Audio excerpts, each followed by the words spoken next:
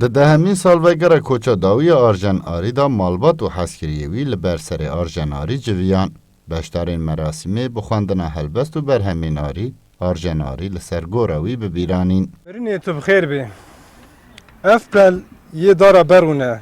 نونر وشانخانه سور و نویسکار رشورونایی جی دازانی که آرژن آری به هلبستن خوره چکت دیار لپای خوهشتیه و نفش نو بهستن بهست برای خود دن هلبستا کردی.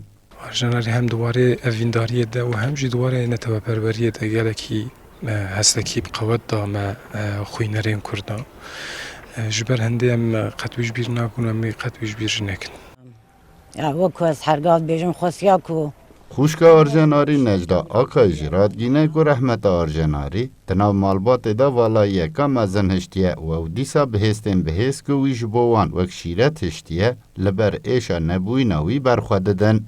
از دزانم کو کفاینا گلکیج انسان رو دهات وقتی که مروف هم بری تمام زحمتی ها کار به سر پیا بمینه از بهورم از هزا خو حموش کی جوینا دگرم یعنی هگر کو نجوینا باز بهورم از زود تک چوبا مایا از هر ویتینم بیراخه و از دبیجم دوی کو ال سر نگاه بمینم.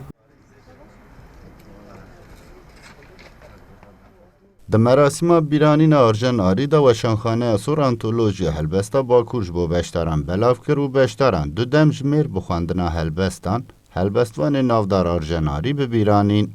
صدق ارن کردستان 24 دیاربکر.